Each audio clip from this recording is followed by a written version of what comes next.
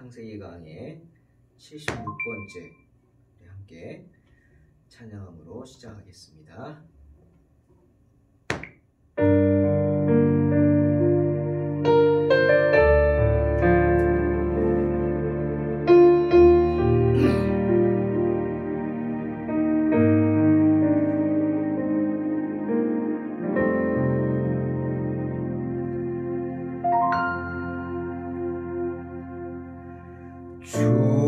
주님 다시 오실 때까지 나는 이 길을 가리라.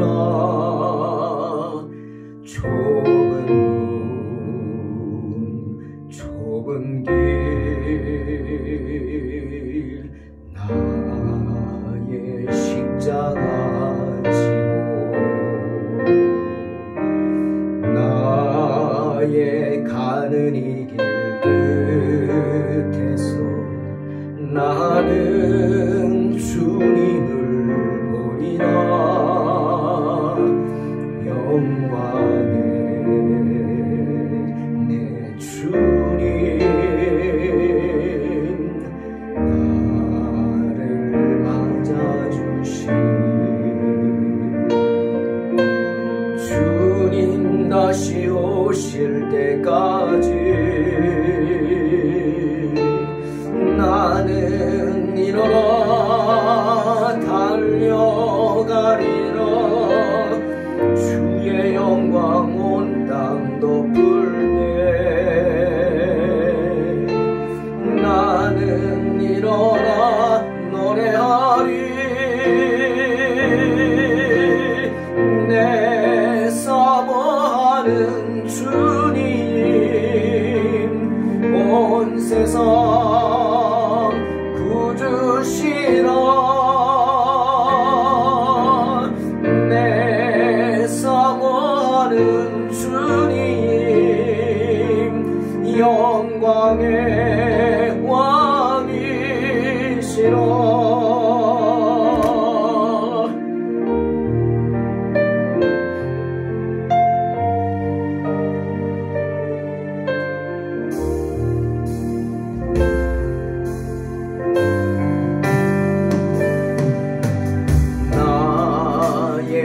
가는 길 끝에서 나는 주님을 보리라.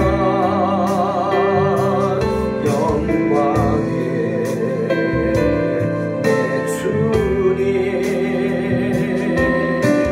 나를 맞아주신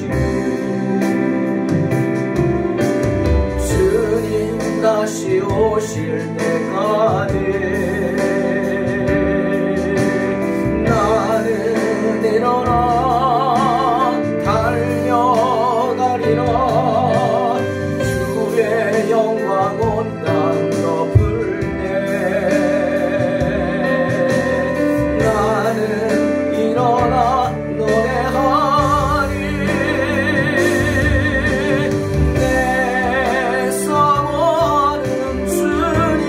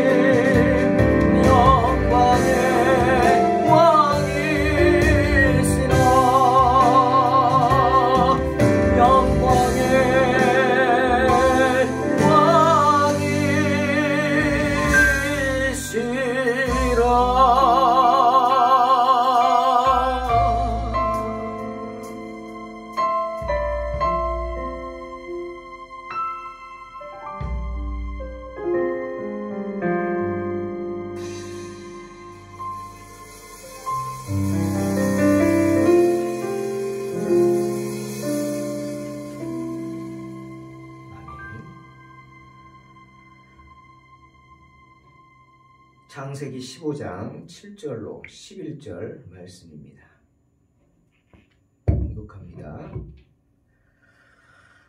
또 그에게 이르시되 나는 이 땅을 내게 주어 소유를 삼게 하려고 너를 갈대아인의 우르에서 이끌어낸 여호와니라. 그가 이르되 주 여호와여 내가 이 땅을 소유로 받을 것을 무엇으로 알리이까? 여호와께서 그에게 이르시되 나를 위하여 3년 된 암소와 3년 된 암염소와 3년 된 숫양과 산비둘기와 집비둘기 새끼를 가져올지니라. 아브라함이 그 모든 것을 가져다가 그 중간을 쪼개고 그 쪼갠 것을 마주 대하여 놓고 그 새는 쪼개지 아니하였으며 솔개가 그 사체 위에 내릴 때에는 아브라함이 쫓았더라. 아멘. 오늘 본문은 하나님께서 아브라함에게 기업을 주시겠다 하는 약속을 하시는 이야기입니다. 그 기업이 무엇입니까? 내가 누릴 그 기업이 뭘까요? 땅입니다. 가나안 땅입니다. 하나님은 아브라함에게 가나안 땅을 주셔서 주인을 삼으시겠다 말씀하십니다. 그렇게 하려고 너를 갈대아 우르에서 불러내었다 말씀하십니다. 즉 아브라함의 고향인 갈대아 우르를 아브라함이 떠난 이유가 자신의 뜻이 아니라 하는 분명한 말씀이죠.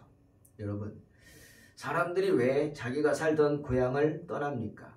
물론 큰 뜻을 품고 떠나기도 합니다. 하지만 그건 젊을 때 이야기죠. 그죠? 젊을 때 그렇습니다. 근데 아브라함은 70이 넘은 나이에 떠났습니다. 하란은 75세에 떠났고요. 그 많은 나이에 고향을 떠난다? 이건 무슨 일이 있는 겁니다. 그죠? 무슨 일이 있어도 단단히 있는 거죠. 그렇지 않고 어떻게 삶의 근거지를 떠납니까? 그 늙은 나이에 또다시 시작한다? 이건 아니죠. 고향에서 편하게 누리던 것을 다 버리고 갈 바를 알지 못하고 떠난다. 이건 보통 일이 아닙니다. 쉬운 일이 아니죠. 그 계기가 좋은 일이면 감사하겠지만 안 좋은 일일 경우가 많습니다. 어려운 일을 당하거나 아니면 사고를 치거나. 그래서 고향을 떠나죠. 그래서 주변 사람들에게 피해를 입힌 채 야반 도주하는 사람들도 우리 주변에는 많습니다. 어느 날 갑자기 사라져버리죠. 문제를 일으키고. 그럼 아브라함도 갈대아 우르를 떠나고 하란을 떠나고 그런 걸까요? 그렇지 않다는 겁니다. 아니라는 거죠. 그건 아브라함의 의도도 아브라함의 잘못도 아닙니다. 그것은 온전히 하나님의 계획과 하나님의 뜻이 있었다. 오늘 하나님은 분명히 말씀하십니다. 어떤 뜻이죠? 바로 가나안 땅을 주시겠다고 하는 뜻입니다. 그러니 아무리 어려움이 있더라도 미련을 가지고 뒤돌아보지 말라는 거예요. 왜? 하나님이 너를 떠나게 하신 거니까. 주님도 말씀하셨죠? 누가복음 9장 62절. 손에 쟁기를 잡고 뒤를 돌아보는 자는 하나님의 나라에 합당치 아니하니라 말씀하셨습니다. 그러니 성도들은 주님의 부르심을 인지하고 확신하고 행동으로 옮기면 아브라함처럼 응답해야 합니다. 저도 동탄이라는 곳은 알지 못했습니다. 인천에서 담임 목회하다가 동탄이라는 곳은 알지 못하고 하지만 어느 순간에 이 근처를 지나가게 되다가 동탄이 눈에 들어오게 되었고 그 순간 하나님이 저에게 이곳에 개척을 하라고 하는 마음을 주셨습니다. 제 의사입니까? 맞습니다. 제가 결정한 일이고요. 제가 자원한 일입니다. 하지만 갈대아 우르를 떠나 가나안으로 향하게 하신 아브라함처럼 거기에는 하나님의 특별한 뜻과 인도하심이 있는 줄로 믿습니다. 성도들은 그런 믿음을 가지고 그런 부르심에 응답하면서 살아야 한다는 겁니다. 때문에 주님이 아브라함에게 말씀하시죠. 뭐라고요? 너를 갈대아 우르에서 이끌어낸 이가 누구? 나 여호와다. 분명히 알라 하시는 겁니다. 하나님의 부르심은 확고했습니다. 하나님은 자신이 누구신지 아브라함에게 분명히 말씀하셨죠. 누구라고요? 나는 여호와다. 여호와 하나님. 그 여호와 하나님이 어떤 분이십니까? 다윗은 시편 57편 2절에서 이렇게 고백해요. 내가 지존하신 하나님께 부르짖으며 곧 나를 위하여 모든 것을 이루시는 하나님께로다 고백합니다. 우리 여호와 하나님은 당신의 뜻을 이루시는 하나님이십니다. 그러니 가나안 땅에 살고 있는 거대한 아낙 자손들이 아무리 반대를 하고 난리를 쳐도 하나님은 당신의 뜻을 굽히지 않습니다. 어떤 뜻? 아낙 자손을 쫓아내고 그것을 아브라함에게 주시겠다고, 그 가나안 땅을 아브라함과 그의 자손에게 주시겠다고 하는 그 뜻을 절대로 굽히지 않으십니다. 자, 하나님의 확고하심. 하나님은 아브라함을 위해서 무슨 일을 하셨습니까? 무슨 일을 하셨어요? 물론 갈대아 우르에서 이끌어내셨습니다. 아브라함이 떠나기가 좋았겠습니까? 그 보십시오. 아브라함의 아버지 데라가 떠나기 싫어가지고 민기적거리고 결국은 가나안 땅으로 가지 못하고 갈대아 우르의 경계 하란에 머물지 않습니까? 거기를 결국 떠나지 못합니다. 그리고 그곳에서 죽습니다. 아브라함은 아비를 장사 지낸 후에야 떠날 수 있었죠. 뭐가 그렇게 아브라함의 아비를 데라를 붙잡았어요? 세상에 대한 욕심이겠죠. 미련입니다. 하나님은 제일 먼저 어떤 일을 하셨어요? 아브라함의 마음을 움직이셨습니다. 아브라함의 그 마음, 세상을 바라보는 마음을 바꿔놓으셨어요. 세상이 아닌 하나님을 바라보도록 바꿔놓으셨어요.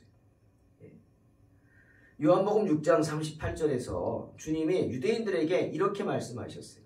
내가 하늘에서 내려온 것은 내 뜻을 행하려 함이 아니요 나를 보내신 이의 뜻을 행하려 함이다. 분명히 말씀하셨어요. 주님이 이 땅에 오신 것은 주님의 뜻이 아니라 하늘에 계신 하나님 아버지의 뜻을 행하려고 이 땅에 내려오셨다는 거죠. 그러니 하나님의 백성인 우리 어떻게 해야 돼요? 마찬가지입니다. 하나님의 백성인 우리도 주님처럼 하늘의 뜻을 이 땅에 이루기 위해서 살아야 합니다. 그러기 위해서는 어떻게 해야 돼요? 하늘을 바라봐야죠. 하늘을 바라봐야 합니다. 이 세상이 아닌 하늘을 바라보고 살아야 합니다. 즉 하늘에 마음을 두고 살아야 합니다. 세상에 있는 모든 것들을 무가치하게 여길 수 있어야 합니다. 그리고 그 마음을 하나님이 아브라함에게 주시는 거예요. 세상에 있는 모든 것들을 무가치하게 여길 수 있는 마음, 그리고 하늘에 마음을 두고 살 수 있도록 아브라함의 마음을 붙잡아 주셨습니다. 창세기 15장 4절에서 내 몸에서 날 자가 내 상속자가 되리라. 하나님은 아브라함에게 또 약속하셨죠. 하나님은 아브라함의 마음을 붙잡아 주셨을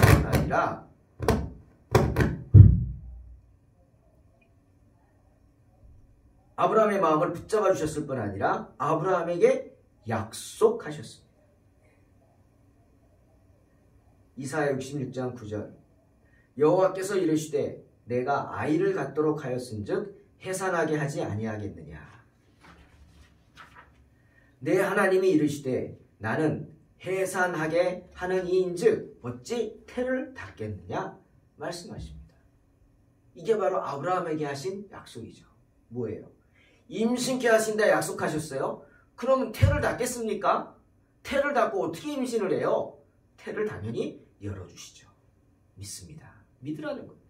또 임신케 하신다고 약속하셨습니까? 그럼 어떻게 해요? 출산케 하셔야죠. 임신만 하고 있습니까? 뱃속에 넣고 안 꺼내요? 안 되죠. 때가 되면 나와야 합니다.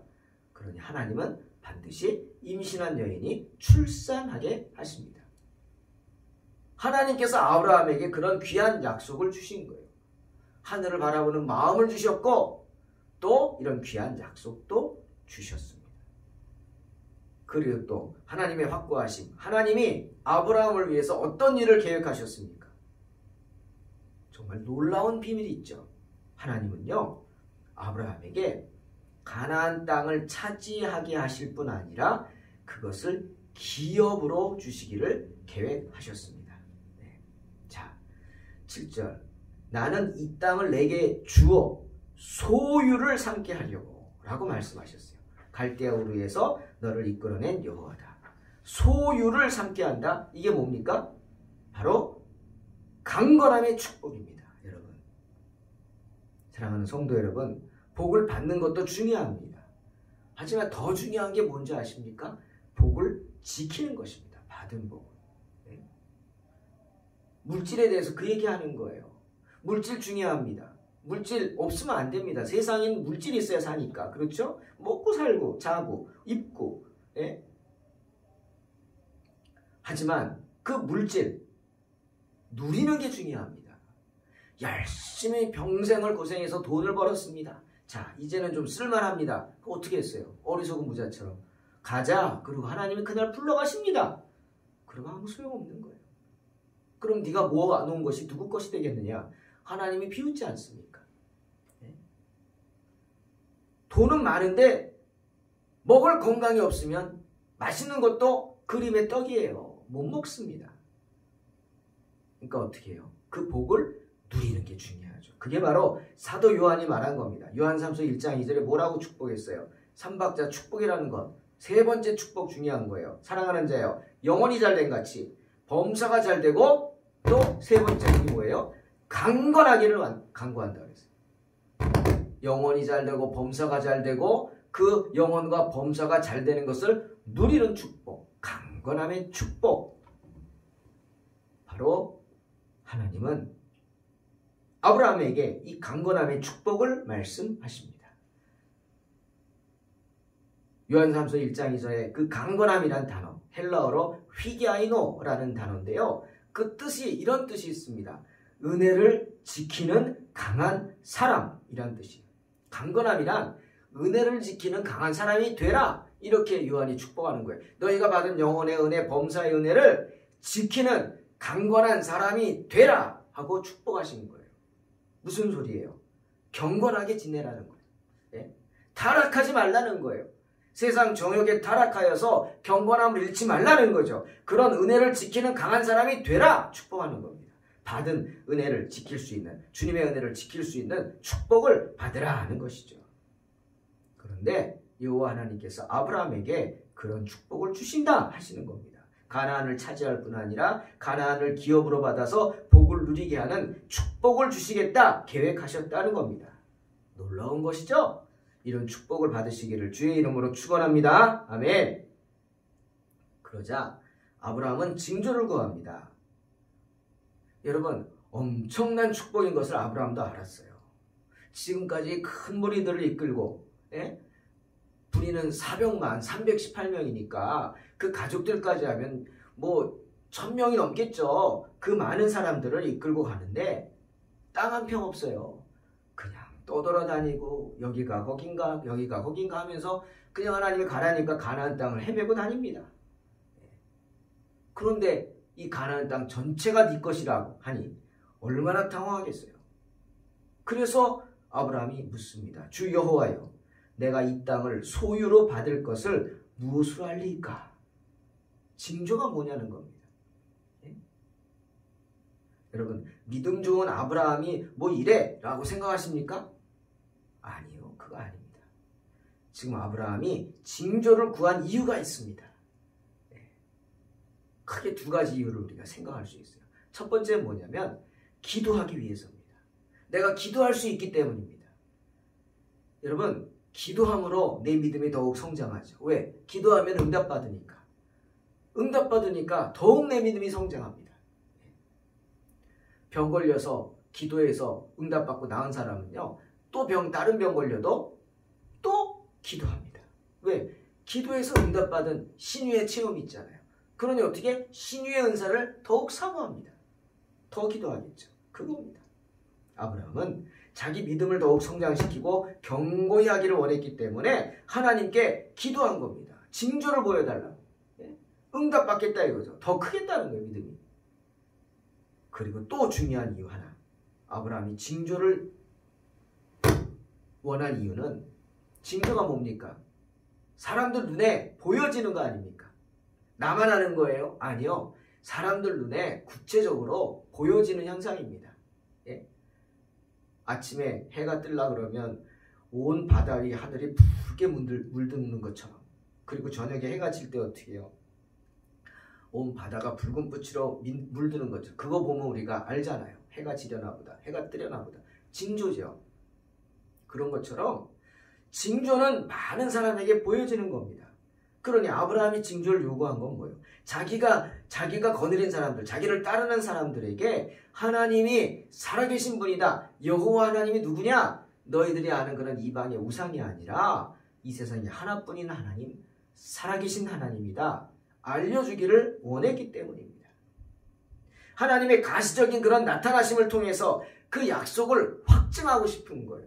그래서 그를 따르는 다른 사람들이 역시 아브라함처럼 그 여호와 하나님을 믿고 의지하기를 원했기 때문에 징조를 구한 겁니다. 자, 하나님 어떻게 하세요? 응답하시죠. 여호와 하나님은 아브라함에게 희생제물을 준비하라 말씀하십니다. 그런데요, 뭘 구하라 그랬냐면 아주 구체적입니다. 야, 제물로 드릴 거 네가 알아서 갖고 제물로 드려서 번제를 드려.가 아닙니다. 너 이거 준비해라 말씀하셨어요. 3년 된 암소, 3년 된 암염소, 3년 된 순양, 산비둘기, 집비둘기, 새끼 가져와라. 구체적입니다. 그것을 통해 징조를 구하는 아브라함에게 징조를 주시겠다는 거예요. 여러분, 그런 생각 해봤어요. 3년 된 암소와 3년 된 암염소 준비하는 거, 또 3년 된 순양 준비하는 거, 집비둘기 새끼? 이건 쉬울 수도 있어요. 왜? 새끼는 보이면 아니까. 그런데 3년 된 거, 이거 그냥 사람들, 가축을 키우는 사람들은 모르겠어요. 그렇게 많은 타면 이거 쉬운 일 아니죠. 그런데 요한복음을 보니까 아니, 이스라엘 백성들에게 이거는 쉬웠어요. 왜? 이스라엘 백성들은 양 한 마리 한 마리에게 어떻게 이름을 붙여줘요. 그 무슨 뜻입니까? 자식과 같은 거예요. 네? 또 성경에 보니까 어떤 사람은 그 어린 양 한 마리가 있는데 집에서 가족처럼 딸처럼 키웠어요. 이게 이스라엘 백성이에요. 이름이 다 있고요. 그리고 그냥 야 들어가라 그게 아니죠. 목자가 양이 이름을 부르면 매 하고 와서 자기가 들어갑니다. 이게 뭡니까? 양과 염소와 소, 이 가축들과 함께 이스라엘 백성들은 정말 함께하는 마음이 있었다는 거예요. 이렇게 잘한다는 거예요. 그러니 이스라엘 백성들에게는 3년 된 거 찾는 거 전혀 어렵지 않죠. 이름으로 아는데 그거 모르겠어요? 그런데 문제는 여기 있어요. 3년을 키웠어요. 그러면 소와 염소를 보고 자식같이 키웠을 거 아닙니까? 그걸 번제로 드릴 수 있을까요? 네. 요즘 뭐 애완동물 많이 키우잖아요. 네. 저희 집에도 뭐 강아지도 있고 고양이도 있는데 얼마나 됐는지 압니다. 같이 있던 기간이 있으니까. 그걸 바쳐라. 쉬울까요? 네. 쉽겠냐고요? 아니요. 쉽지 않죠. 쉽게 제물로 맞출 수 없어요. 하지만 아브라함은 어떻게 했어요? 말씀하신 대로 준비합니다. 준비합니다. 그리고 하나님이 명하신 모든 것을 다 갖춥니다. 사랑하는 성도 여러분, 우리가 오늘 아브라함의 순종이 뭔지 다시 한번 봅니다. 그냥 말씀하니까 믿었다. 아멘. 어떻게 보면 그거보다 이것이 더 큰 믿음일 수도 있어요.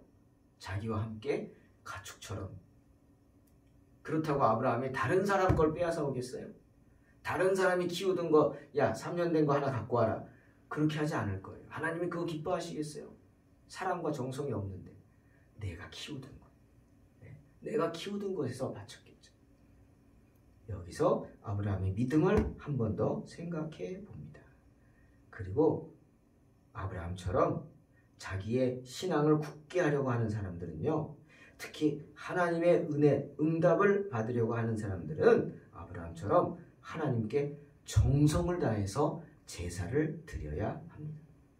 그것도 3년 된 암소, 3년 된 암염소, 3년 된 순양, 산비둘기, 집비둘기 새끼와 같이 하나님께서 제정하신 의식을 따라야 합니다.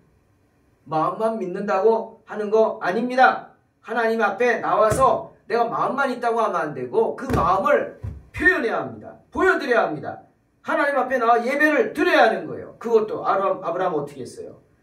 그 모든 것을 가져다가 그 중간을 쪼개고 그 쪼갠 것을 마주대하여 놓고 그 새는 쪼개지 아니했다 말씀하십니다. 이게 무슨 소리인지 잘 모르겠어요. 그죠? 하지만 분명한 것은 이것이 바로 정해진 격식이었다는 거예요. 정해진 격식. 네. 정해진 격식, 어떤 격식에 따라서 그 격식을 갖춰서 아브라함이 정성껏 제사를 드렸다는 것입니다. 우리는 이것을 예전이라고 합니다. 하나님 앞에서의 예전이죠. 제가 지금 보라색 셔츠를 입었어요. 멋있으라고 입었나요? 아닙니다. 멋있는지 모르겠어요. 왜 입었어요? 지금이 사순절 기간이기 때문에 절기입니다. 절기의 색깔이. 강대상포나 또 목사님들의 스토리나 다 지금은 보라색이에요. 왜? 사순절 기간이기 때문이에요. 지키는 겁니다. 나름대로 내 모습을 통해서 지키는 겁니다. 그리고 또 11절에 보니까 솔개가 그 사체 위에 내릴 때 아브라함이 쫓았다 합니다. 즉 이제 번제물들을 반으로 쪼갰잖아요. 반으로 쪼갰어. 그냥 올려놨고 이제 응답이 와야죠. 하나님이 응답이 와서 불로서 응답이 오든지 응답이 와서 이제 다 태워야 되는데 응답이 아직 오지 않습니다. 그럼 어떻게 하죠? 그냥 나 했으니까 그냥 갑니까? 나 이제 제물 바쳤어. 쪼개고 다 놨어. 이제 하나님 하실 일이야. 나는 갑니까? 아닙니다. 아닙니다. 아브라함은 그 자리를 떠나지 않았어요. 그리고 하나님의 응답이 올 때까지 기다리고 인내했습니다. 그리고 그냥 있는 게 아니라 그 제물을 상하게 하는 솔개들이 내려오자 쫓았어요. 예? 주님이 받아주실 때까지 제물을 자기들이 먹으려고 하는, 하나님께 드린 걸 자기들이 먹으려 하는 솔개들을 쫓았습니다. 여러분, 중요한 얘기입니다. 응답받을 때까지 내 예배의 자리를 지키는 것도 중요하지만 솔개를 쫓아야 합니다. 솔개들과 같은, 솔개가 뭐예요? 헛된 생각이죠. 잘못된 생각, 망상, 예? 그런 헛된 생각들, 또 내 예배 드리는 내 마음을 빼앗으려고 하는 생각들, 그런 것들을 다 쫓아버려야 돼. 재물 위로 내리는 솔개들 쫓듯이 예배 드리는 우리 마음에 내리는, 어지럽히는 모든 잘못된 것들을 쫓아버려야 돼. 헛된 생각들, 적극적으로. 그러니 어떻게 해야 돼요? 결코 방심하지 말고 끝까지 주님을 향한 마음을 붙잡도록 해야 하는 것입니다. 하나님을 섬기는 일에 힘써야 한다는 말입니다. 사랑하는 성도 여러분, 하나님께 기도를 시작했다면 어떤 일이 있어도 그 기도를 멈추지 마시길 주의 이름으로 축원합니다. 언제까지? 응답받을 때까지. 그리고 그 가운데 내리는 인생의 솔개들을 다 내어 쫓으십시오. 주님 반드시 응답해 주십니다. 인내하고 기다리면서 하나님을 향한 마음을 빼앗기지 않는다면, 솔개를 쫓으면서 내가 더욱 깨어서 기도한다면 주님 반드시 응답해 주실 줄로 믿습니다. 사랑하는 성도 여러분, 힘드시죠?